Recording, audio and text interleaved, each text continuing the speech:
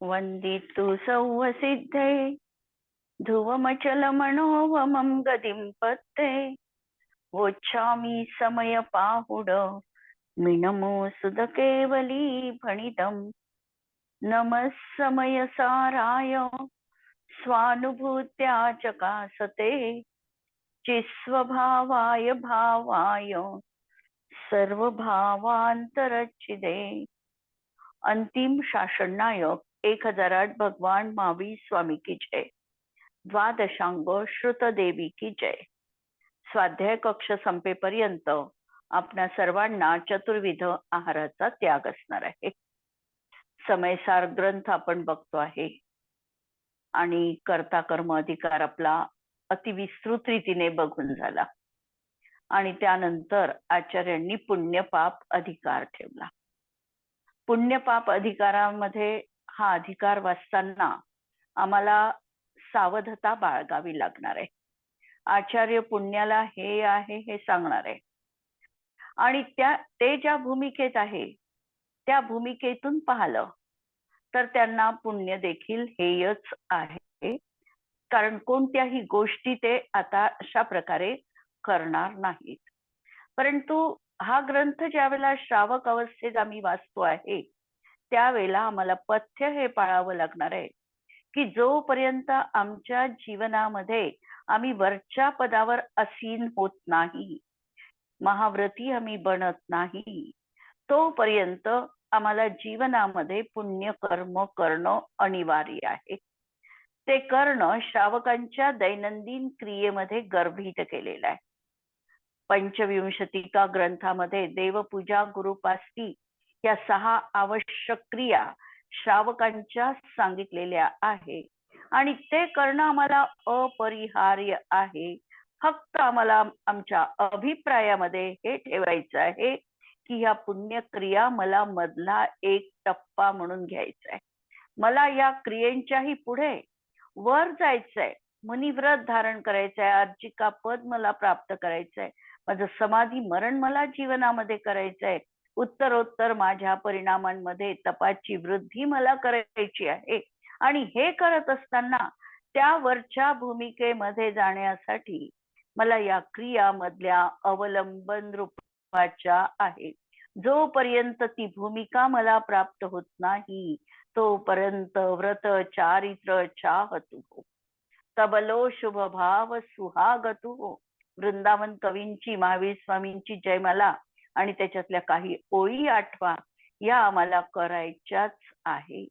फक्त अंतरंगामध्ये मला शुद्ध आत्म्याची प्रतीती झाली पाहिजे, हे ध्येय आम्हाला निश्चित करायचंय। मला आत्मानुभव झाला पाहिजे, या ध्येयाला न विसरता आम्हाला या सगळ्या क्रिया जीवनामध्ये आम्हाला अपरिहार्यपणे करायच्या आहेत। म्हणून हा अधिकार कदाचित दुधारी शस्त्राप्रमाणे आहे। आमच्या हातामध्ये एखादं शस्त्र आहे, त्याचा उपयोग आम्ही चांगल्या कामासाठीही करू शकतो आणि कदाचित त्याचा जर आम्ही गैरवापर केला तर त्याचा विपरीत परिणाम होऊ शकतो। म्हणून अत्यंत सजगतेने आम्हाला हा अधिकार अभ्यास करायचा आहे। आणि काल आपण या पुण्यपाप अधिकाराचं मंगलाचरण बघितलेलं होतं। मंगलाचरणाचं काव्य यामध्ये सम्यक ज्ञान ज्योतीचे आणि ज्ञान सुधाकराचे, ज्ञान चंद्रमाचे स्मरण केलेले आहे की ज्यामुळे पुण्य आणि पापासंबंधी आमचा अज्ञानाचा नाश झाला। अज्ञानामुळे पुण्याला चांगलं आणि पापाला वाईट जाणत होता, पण आता मात्र ज्ञान सुधा किरणांचा उदय झाला, सज्ञान प्राप्त झाले आणि त्यामुळे पापाच्या समान मोक्ष मार्गामध्ये पुण्य देखील हेय आहे हे प्रतीतीत आलं। आणि यावरच पंडित बनारसजी दासजी लिहितात, जाके उदय होत घट अंतर विनसे मोह महातम रोग। मोह हा महातम, महान अंधकार असणारा हा मोह आमच्या जीवनातला नष्ट झाला। शुभ अरु अशुभ कर्म की दुविधा मिटे.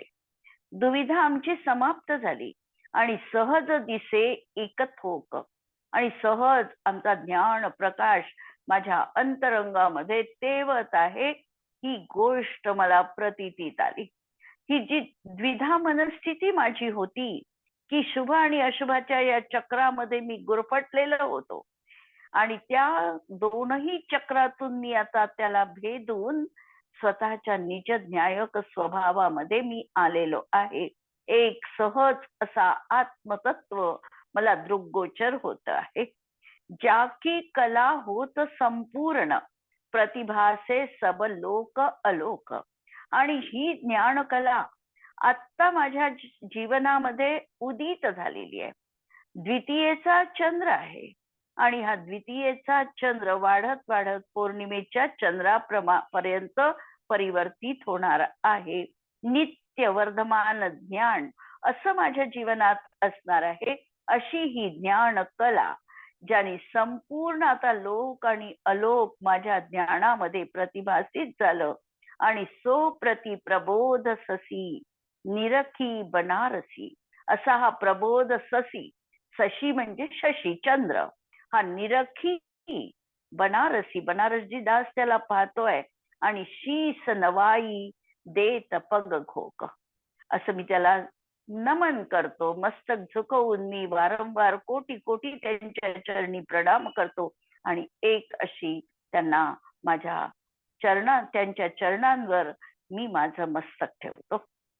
मिथ्या दृष्टी जीवाचा हा अभिप्राय आहे की दया, व्रत, तप, शील, संयम आदी शुभ क्रिया आणि त्यानुसार होणारा शुभ योग हा आणि त्याच्या निमित्ताने बद्ध होणारे साता वेदनीय कर्म हे चांगलं आहे आणि जीवाला सुख देणार आहे. अनादिकालाची ही आमची मान्यता आहे आणि या मान्यतेला आचार्य या ठिकाणी शह देणार आहे आणि सांगणार आहे की तू याच्या पलीकडे जाऊन बघतच नाही आहे. तू याला जीवनामधला इति कर्तव्यता मांडून बसलेला आहे. तिथे त्याला सजग करतात आहे. हे तुझं अंतिम ध्येय नाही. जसं एखाद्याला एव्हरेस्टवर शिखरावर जायचंय आणि त्याला मधला एखादा असा काही टप्पा दिसला आणि त्या ठिकाणी तो जर आसानी तिथेच गुरफटला किंवा हीच जागा चांगली आहे, याच्या पुढे जायलाच नको, अशी जर त्याची चिंतनाची धारा झाली तर तू मुख्य शिखरावर पोहोचू शकत नाही. त्याला जागा करावं लागणार आहे की तू इथं जे झोपला आहे हे तुझं गंतव्य नाही आहे. अंतिम तुझं लक्ष हे नाही आहे. हा तर एक मधला टप्पा आहे. या मधल्या टप्प्याला तुला सोडायचं आहे आणि ही भूमिका आम्हाला लक्षात ठेवायची आहे की हा एक मधला टप्पा आहे, पॉज आहे आमच्या जीवनातला आणि याच्या पलीकडे आम्हाला जायचं आहे. निरंतर आम्हाला शिखरावर आमचं भान असलं पाहिजे आणि त्याचं स्पर्शन करण्याचं आमचं स्वप्न असलं पाहिजे.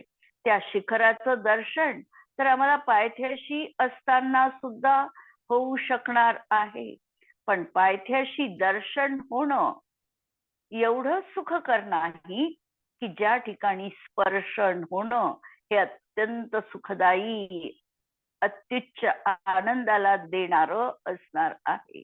आणि म्हणून त्यासाठी आम्हाला शिखराचं स्पर्शन करण्यासाठी पहिली जी भूमिका आहे ती आम्हाला सोडावी लागणार आहे आणि या भूमिकेतून हा अधिकार आम्हाला बघायचा आहे. याचा आम्हाला पूर्ण अधिकार वाचेपर्यंत विस्मरण होता कामा नये. आणि जे हिंसा, कषायरूप क्रिया, त्यानुसार असणारा अशुभोपयोग आणि त्यांनी होणारा आमचा संक्लेश परिणाम आणि त्यामुळे बद्ध होणारे असाता वेदनीय पापकर्म हे वाईट आहे, जीवाला दुःख देणारे आहे, अशी या मिथ्या दृष्टी जीवाची मान्यता आहे. आचार्य आता सांगतात की कोणतंच कर्म जीवनात चांगलं नाही. अशुभ कर्म जसं जीवाला दुःख देतं तसं शुभ कर्म ही जीवाला दुःखच देतं. एक उदाहरण आम्ही कधी वाचलं असेल, अनुभवलं असेल. समजा आमच्या अशा पांढऱ्या स्वच्छ कपड्यांवर जर समजा डांबराचा किंवा चिखलाचा डाग लागला तर तो वाईट आहे, हे तर सगळेच जण मानतील. पण समजा याच आमच्या कपड्यांना जर चंदनाचा डाग पडला तर आम्ही त्याला काय म्हणू? तो चंदनाचाही शेवटी डागच आहे. त्यानेही आमचा कपडा मलिनच झालेला आहे, अस्वच्छच झालेला आहे आणि तो डाग देखील आम्हाला धुवून काढल्यानंतरच पूर्ण कपड्याची स्वच्छता निर्माण होणार आहे. त्याप्रमाणे अशुभ कर्म तर वाईट आहेतच आहे, परंतु हा जो शुभ कर्माचा जो काही आम्हाला सुंदर वाटणारा, मनमोहक वाटणारा असा हा डाग आहे, हाही शेवटी डागच आहे आणि तोही आम्हाला काढून टाकणं योग्य आहे. पण तो आम्हाला कधी काढायचा हा मुळात प्रश्न आहे. पहिल्याच भूमिकेमध्ये जर आम्ही आहो आणि आम्ही कोणत्याही प्रकारची व्रत, क्रिया, जप, तप करत नाही आणि त्याला जर सांगितलं की हे जीवनात करणं सोडायचंच आहे, तर हा कसा झाला मार्ग? की आम्ही त्याच्यामध्ये स्थिरच नाही आहे, आम्ही तर अजून अशुभातच आहे. आणि अशुभोपयोगी असताना जर त्याला सांगितलं की ह्या क्रिया पण तुला सोडायच्या आहेत, तो तर म्हणेल बरंच झालं, मी या क्रिया करतच नाहीये आणि मला सोडायचं काय, मी त्याच्यात नाहीच आहे. तर माझ्यासाठी तर हे आगमाची एक दुहाई देऊन त्याला आपलं समर्थन केलं असं तो खोटं स्वतःच सांत्वन करून घेईल. पण आचार्यांनी त्यांच्यासाठी हे सांगितलंच नाहीये. जो अशुभामध्ये आहे त्याला तर पहिल्यांदा सांगितलं की तू व्रत धारण कर. जसं समाधी शतक मध्ये सांगितलं त्यांनी की 2 मित्र आहे आणि ते 2 मित्र आपल्या येणाऱ्या 3ऱ्या मित्राची वाट बघतात आहे. एक सावलीत बसून वाट बघतो आणि एक उन्हात उभं राहून वाट बघतो. याच्यापैकी कुणाला चांगलं म्हणाल? तर सांगितलं जो सावलीत बसून वाट बघतो आहे. त्याप्रमाणे पहिल्या भूमिकेत तर आम्हाला ही पुण्याची सावली उपकारक आहे. तिथे आम्हाला आमचे पद आरूढ करायचे, अडीगपणे तिथे उभं राहायचे, तिथं राहायचंय, ते जीवनामध्ये आम्हाला करायचं आहे. आणि म्हणून पहिल्या याच्यामध्ये व्रत धारण करायचेच आहेत. आम्हाला संयमाची पालना जीवनात असावीच लागणार आहे. या भूमिकेलाच मात्र आम्ही अत्युच्च पदाची भूमिका मानून बसलो तर मात्र आचार्य त्याला सावधगिरीचा उपदेश देतात. पहिल्या भूमिकेत जो अजूनही अशुभात आहे त्याला हा उपदेश नाहीच आहे. त्याच्यासाठी तर पहिल्या पायरीवर त्याला उपदेश, तुला मंदिरात जाणं कर्तव्य आहे, तुला शास्त्र स्वाध्याय कर्तव्य आहे, तुला सामायिक करणं हे आवश्यक आहे, तुला दान, धर्म, तप, जप हे सगळं करावं लागणार आहे. म्हणून पुढे चालून जेव्हा आमची भूमिका आमची बदलली त्यावेळेला आचार्यांनी सांगितलेलं आहे की कोणतंही कर्म चांगलं नाही. ते शुभ कर्म असो की अशुभ कर्म असो, शेवटी तो अंत तो गत्वा ते दुःखदायीच असणार आहे. दोन्ही भाव स्वयं दुःख रूप आहे. दुःखाचं कारण आहे, आकुलता रूप आहे, स्वभावाच्या विरुद्ध ते भाव आहे, हे अशांत भाव आहे. आणि वास्तविकतः शुद्ध ज्ञान घनस्वरूप आत्मा हाच निर्मल चैतन्य परिणतीने ग्रहण करून एक आत्म्याचाच अनुभव घेणं हाच आमचा धर्म आहे. वरची भूमिका विशद केली की आम्हाला आमच्या चैतन्य रूप आत्मतत्वाचाच अनुभव घ्यायचा आहे आणि ती आमची भूमिका आहे. आणि त्यासाठी सगळ्यात निकटचा मार्ग कोणता असेल तर शुभामध्ये स्थित राहणं. शुभानी तो मार्ग उपलब्ध होणार नाही हेही सत्य आहे, पण त्याच्या आधीचा समीपवर्ती शॉर्टकट ज्याला आम्ही म्हणू तो हाच मार्ग असणार आहे. अंतरंगामध्ये शुद्धाची प्राप्ती हे ध्येय आणि परिणतीमध्ये शुभ क्रिया, आणि त्या शुभ क्रियाही करत असताना निरंतर लक्ष आमचं शुद्ध आत्मद्रव्याकडे, अशी ही आमची भूमिका या पुण्य पाप अधिकारामध्ये आमच्या मनामध्ये आम्हाला कोरायची आहे. याला विसरायचं नाहीये. या कलशात पुण्य आणि पाप एक आहे असं सांगणाऱ्या ज्ञानरूपी चंद्रमाला नमस्कार केलेला आहे. आणि ज्ञान ज्योतीचा अर्थ आम्ही 3 तऱ्हेने लावू शकतो. एक तर ज्ञान स्वभावी आमचा आत्मा, की ज्याच्यामध्ये निरंतर ज्ञान आहे. दुसरा ज्ञानज्योतीचा अर्थ सम्यक ज्ञान आणि तिसरा ज्ञानज्योतीचा अर्थ केवल ज्ञान. या ठिकाणी हा जो सम्यक ज्ञान रूपी आहे चंद्रमा, अवबोध रूपी चंद्रमा हा उदय पावला आहे. आणि या चंद्रमाचं कार्य काय असतं? तर चंद्रमाचं कार्य असतं अमृत श्रवण करणं, चांदण्यांची बरसात करणं. आम्ही दर्शन पाठामध्ये म्हणतो की दर्शनम जिनचंद्रस्य सद्धर्मामृतवर्षणम जन्मदाह विनाशाय वर्धनम सुखवारिधे. इतकं म्हणजे समयसारची प्रतिकृती ज्याला आम्ही म्हणू शकू असा दर्शन पाठ आम्हाला उपलब्ध आहे. आणि त्याच्यामध्ये सांगितलं की चंद्र किरणाचे 3 कार्य आहे. पहिलं तर कार्य आहे अमृत वर्षा करणं. दुसरं काम आहे दाह जो आहे, संताप जो आहे हा मिटविणं. आणि तिसरं कार्य आहे सुखरूपी समुद्राला भरती येणं. हे 3 कार्य चंद्रमाचे आहे. कारण चंद्रमा जेव्हा पौर्णिमेचा चंद्र आपल्या संपूर्ण कलांनी जेव्हा प्रकाशमान होतो तेव्हा समुद्राला विलक्षण अशी भरती येते. जणू काही समुद्र त्या चंद्राला आपल्या कवेत घेण्यासाठी उत्सुक झालेला असतो. इतक्या त्याच्या लाटा या वर उसळत असतात. तर त्याप्रमाणे हे 3 कार्य आम्हाला चंद्र प्रकाशित झालं की दिसतो. या ठिकाणी आता आमचा हा ज्ञानचंद्र देखील असाच दैदिप्यमान प्रकाशनी 16 कलांनी प्रकाशित झालेला आहे. आणि भगवंतांचं दर्शन करत असताना देखील ही 3 कार्य आमच्या जीवनात आम्हाला दिसतात. पहिलं कार्य दिसतं सद्धर्मामृत वर्षणम.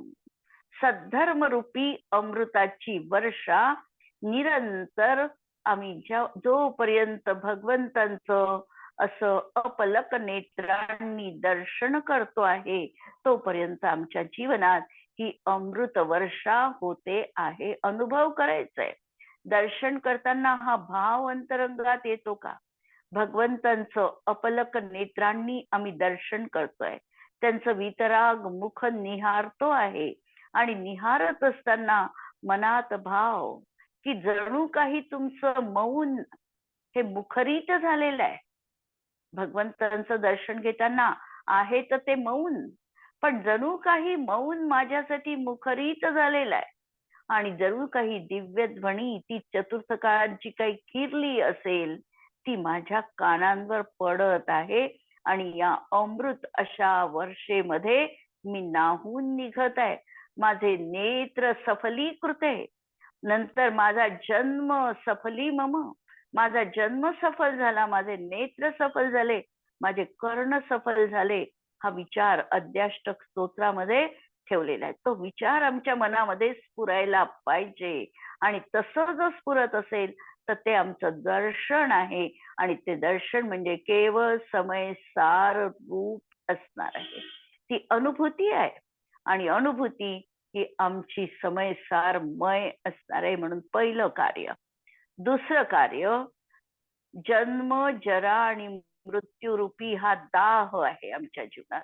एक प्रकारचा संताप आहे, एक प्रकारचा क्लेश आहे की अनादी कालापासून हे जन्म आणि मरण आम्हाला धारण करावं लागतंय.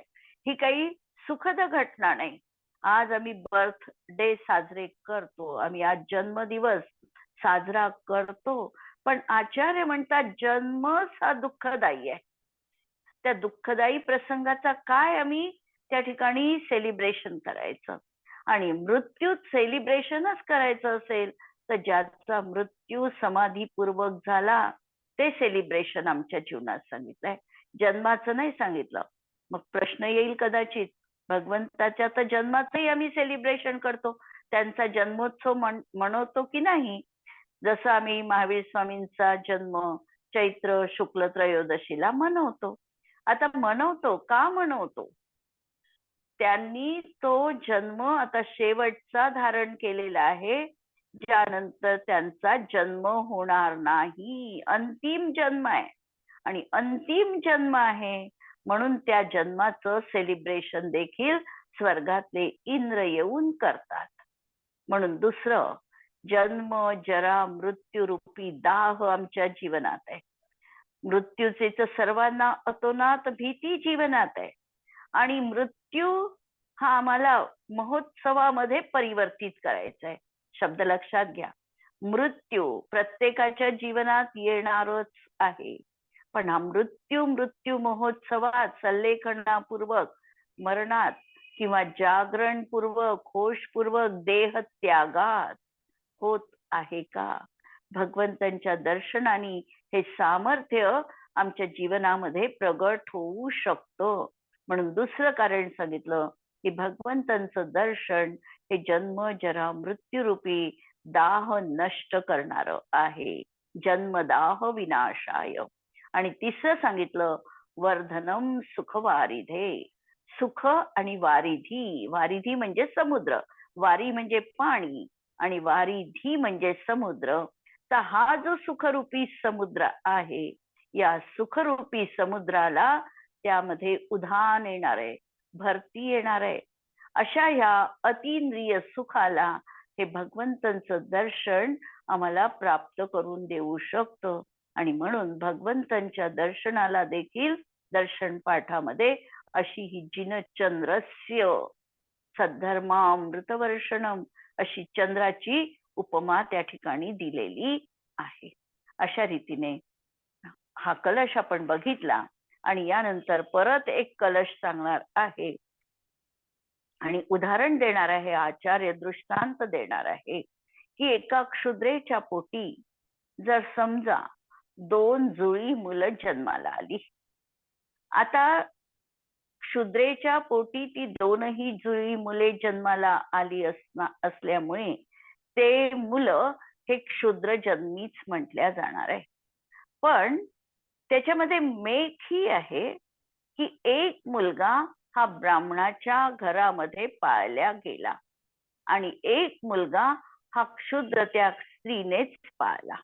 आता जो ब्राह्मणाच्या घरात पाळल्या गेला त्याच्या जीवनात त्यांनी उच्च आदर्श अध्ययन अध्यापनाचं कार्य केलं आणि तो स्वतःला श्रेष्ठ समजतो आहे. जो क्षुद्र आहे तो आपल्याला कनिष्ठ मानतो आहे की मी अशा प्रकारचा नीच जातीत जन्माला आलो आहे. परंतु आचार्य सांगतात की पहा, जरी तो उच्च कुलामध्ये पाळलन त्याचं झालं असलं तरी आहे तर तो शेवटी क्षुद्रेचाच मुलगा. म्हणून दोघांची ही जाती जर पाहिली तर दोघही एकाच जातीचे आहे. म्हणून हेच उदाहरण आम्हाला पुण्य आणि पापावर घटित करायचंय. पुण्य आणि पाप दोघही एका कर्माच्याच पोटी जन्माला आले. कर्मज आहे आणि म्हणून ते दोनही एकाच लेव्हलवरचे आहे. एक चांगला आणि एक वाईट असं असू शकत नाही, कारण दोघांचंही जन्मस्थान एकच त्या ठिकाणी आहे. कलश पहा 101 नंबरचा.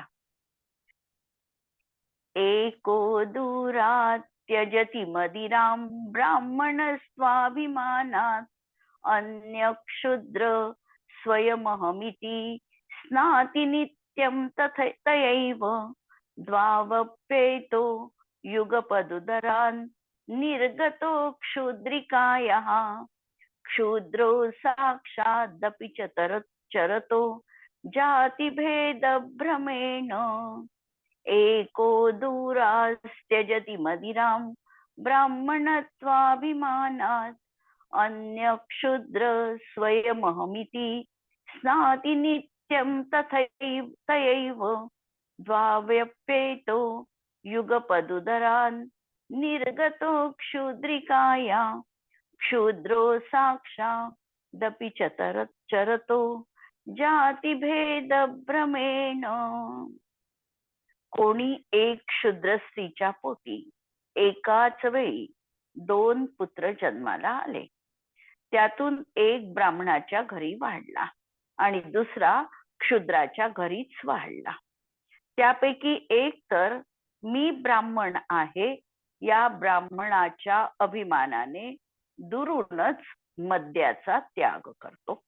आणि दुसरा मात्र मी तर क्षुद्रच आहे या भावनेने त्या मद्यानेच सदैव स्नान करतो. परंतु वास्तविक हे दोघही एकाच क्षुद्र स्त्रीच्या पोटी जन्माला आले, अतएव साक्षात शूद्रच आहे. तथापि ते जातीभेदाच्या भ्रमाने वेगवेगळे आचरण करतात. वरील दृष्टांताप्रमाणे जरी त्यांचे बाह्यरूप वेगळे भासले तरीही पुण्य पापरूप दोन्ही कर्मे एकाच विभाव चैतन्य परिणतीपासून उत्पन्न होतात. कशापासून हे उत्पन्न झालेले आहे? तर त्याची एकच जाती आहे, विभाव चैतन्य जाती. आणि विभाव आहे म्हणजे स्वभाव तो निश्चितपणे नाही. पुण्य असेल तर पुण्यही आमच्या जीवनामध्ये मोहनीय कर्माच्या मंद उदयातच पुण्यभाव होतो आणि मोहनीय कर्माच्या तीव्र उदयात पापभाव होतो. म्हणून दोघही एकाच कुलीन असले आहेत, म्हणून ते दोघही बंधरूप आहे. भ्रमवश व्यवहार प्रवृत्तीने त्यांची प्रवृत्ती भिन्न भासते. व्यवहारामध्ये आम्हाला त्यांच्या दोनचं बिहेवियर फरक दिसतो. एकाचं आचरण चांगलं वाटतं आणि एकाचं आचरण आम्हाला वाईट वाटतं. पण दोघही त्यांची जर मूळ शोधलं तर मूळ ते एक शूद्र जातीचेच आहे. म्हणून ते चांगले आणि वाईट असे दोन प्रकारचे दिसतात. परमार्थ दृष्टी तर त्यांना एक रूपच, केवळ बंध मात्र, अतएव वाईटच जाणते.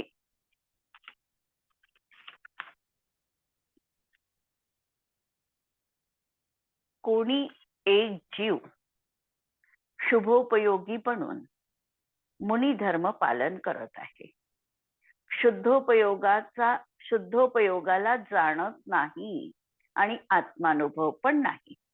काय सांगितलं की एखादा कोणी आहे जीव की तो मुनिधर्माचं पालन करतो आहे, पण शुद्धोपयोग म्हणजे काय, आत्मानुभव म्हणजे काय, साक्षात महाव्रत म्हणजे काय याची त्याला जाणीव नाही, आत्मप्रतीती त्याला आलेली नाही. पण आम्ही मुनी आहो, विषय कषयांपासून दूर आहो असे समजून तो धन्यता मानतो किंवा सदाचरण करतो आहे एखादी व्यक्ती. आणि सदाचरण करत असताना मी तर खूप मोठा धर्मात्मा आहे, परंतु अंतरंगामध्ये प्रतीतीमध्ये मात्र अजूनही आत्म्याची निश्चिती नाही, निर्णय नाही, अनुभव नाही. केवळ बाह्य आचरणाला लुबून त्या ठिकाणी तशा प्रकारचं तो स्वतःला मानतो आहे आणि त्याच्यामध्ये आपली इति कर्तव्यता मांडतो आहे की बस एवढंच मला करायचंय, याच्या पुढे माझं काहीही प्रयोजन त्याला अवगतच नाही, ज्ञातच नाही. परंतु तो वास्तविकतः असा मिथ्या दृष्टीच आहे आणि कर्मबंधच करतो. दुसरा एक अशुभोपयोगी आहे, तो विषय सेवन करत आहे असे मानून विषय भोगतो आणि तोही अजूनही अभिप्रायामध्ये समीचीन मान्यता नसल्यामुळे तो मिथ्या दृष्टी आहे. कारण तोही कर्मजनित पर्याय मात्राला आत्मस्वरूपाने जाणतो. मिथ्या दृष्टी का आहे? कारण त्यांनी स्वपर भेद विज्ञान केलं नाही. आत्मा हा केवळ पर्याय रूप आहे, ही जी मला पर्याय प्राप्त झाली आहे एवढंच माझं अस्तित्व आहे. माझं अनादि अनंत अस्तित्व त्याला ज्ञात नाही आणि पर्याय रूप वस्तू त्यांनी मांडली आहे, परसमयी तो आहे. त्यालाही शुद्ध आत्म्याचा अनुभव नाही. दोघांचेही आचरण पर्यायीला लक्ष करून आहे. बाह्य प्रवृत्ती दोघांचीही भिन्न भिन्न आहे, पण अंतरंगामध्ये एक समान भ्रम दोहोंच्याही आहे. भ्रम कोणता आहे? स्वपरभेद विज्ञान नसल्यामुळे परकर्तृत्व, परभोक्तृत्व, एकत्व आणि ममत्व सगळ्या भावना अंतरंगामध्ये मिथ्या दृष्टीप्रमाणे विद्यमान आहे दोहोंच्याही जीवनात.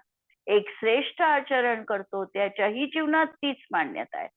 एक कनिष्ठ आचरण करतो आणि त्याच्याही जीवनात तीच मान्यता आहे. दोघांच्या अभिप्रायामध्ये काहीही अंतर नाही. चैतन्य तत्वाकडे त्यांची दृष्टी अजून पोचलेलीच नाही. यावर बनारसजी दासजी लिहितात, पुण्य पाप वेदनीय कर्माचेच हे दोन भेद आहेत. जैसे को चंडाली जुगलपुत्र जने तिनी, जुगलपुत्राला तिने जन्म दिला. एक दियो बांभन के घर, एक राखो है, एक स्वतःकडे ठेवला आणि एक ब्राह्मणाच्या कडे दिला. ब्राह्मण कहायो तिनी मध्य मांस त्याग किनो, तो जन्मतः मध्य मांसाचा त्यागी आहे. चंडाल कहा हो तिनी मध्य मांस चाख्यो है, तैसे एक वेदनीय कर्म के जुगल पुत्र, तसे हे वेदनीय कर्माचे दोन पुत्र जुगल युगल मुलं आहेत. एक पाप एक पुण्य, नाम भिन्न भिन्न भाग्यो है. दुहु माही दौर धूप दोऊ कर्म बंध रूप, दोन्ही दौड धूपच आहे. दोन्ही मध्ये सुख शांती नाही, दोन्ही अशांत रूप आहे. दोनही आकुलता रूप आहे आणि दोऊ कर्मबंध रूप, आणि दोहोंनीही कर्मबंध होणार आहे. याते ज्ञानवंत नाही कोई अभिलाख्यो है. म्हणून जो खरा ज्ञानी आहे, ज्याच्या जीवनात आत्मप्रतीती झाली आहे, वस्तू स्वरूपाला ज्यांनी यथार्थ जाणलेला आहे, तो असा ज्ञानी जीव कोणत्याही प्रकारच्या कर्माच्या लिप्ततेमध्ये अडकत नाही. कोणत्याही प्रकारची ही कर्मलिप्सा त्याच्या जीवनात नाही, भोग लिप्सा त्याच्या जीवनात नाही, नाम लिप्सा त्याच्या जीवनात नाही. एक वेळेला आम्ही भोगांपासून दूर हटू शकतो, एक वेळेला आम्ही अनेक संकटांचा सामना करू शकतो, पण कधी कधी आमची लोकेशना जी आहे ही आम्हाला सोडवत नाही. आम्हाला कुणीतरी चांगलं म्हटलं पाहिजे, ही भावना अंतरंगामध्ये आमची एवढी प्रगाढ आहे. आणि आचार्य सांगतात आहे, या लोकेशनेपासून देखील तुला हटायचंय. तुझ्या नावाची कीर्ती, तसं तर पाहिलं तर पहिल्या भूमिकेत नावच आमचं नाही आहे. कोणतंही नाव मला नाही, मी अनाम आहे. एक पहिली तर भूमिका ही आहे. दुसऱ्या, नावाच्या साठी आम्ही धडपड करत असतो. नावाची धडपड आमची किती पिढ्या. थोडा मागे जर जाऊन आम्ही विचार केला, आमच्या वडिलांचं नाव आम्हाला ज्ञात आहे, आजोबांचं नाव आम्हाला ज्ञात आहे, कदाचित एखादा आपल्या पणजोबाचं नाव ज्ञात असेल, पण त्याच्या पडचे नाव चौथ्या पिढीचे, पाचव्या पिढीचे, सहाव्या पिढीचे आज आम्हाला ज्ञात नाही. आम्ही कुठून आलो, म्हणजे आम्ही अनेक वेळेला आमचा इतिहास बघतो, आणि इतिहास बघत असताना समजा 300 वर्ष जर आम्ही प्राचीन इतिहास शोधू म्हटलं, तर तो इतिहासही आज आम्हाला उपलब्ध नाही. त्या काळामध्ये कोण कोण आमच्या घराण्यामध्ये होऊन गेली, त्यांची देखील नावं आम्हाला ज्ञात नाही. आणि तरीही आम्ही आज लोकेशनेमध्ये अडकलेला आहे. नामाच्या या वैभवामध्ये आम्हाला गुंतायचं वाटतं आहे. पण आचार्य सांगतात, कुठेही तू तुझ्या जीवनामध्ये भ्रम पाळू नको. तू स्वतः एक ज्ञायक स्वभावी आत्मा आहे, आणि या ज्ञायक स्वभावी आत्म्याचीच तुला अनुभूती घ्यायची आहे, आणि हेच तुझं अंतिम लक्ष असणार आहे. म्हणून बाह्यतः कोणत्याही रंगरंगोटीला आम्हाला महत्व जीवनात द्यायचं नाही. अशा प्रकारे ही गाथा, हे कलश आपण बघितले. आता पुढे आपण आणखी याच्यामधला फरक स्पष्ट करू. जिनवाणी के ज्ञान ते सुझे लोकालो, सो जिनवाणी मस्तक नमो सदा देत हूँ भोग. नमो अरिहंताणम नमो सिद्धाणम नमो आयर्याणम नमो उवज्जायाणम नमो लोये सव्व सावूनम. सर्वांना जय जिनेंद्र.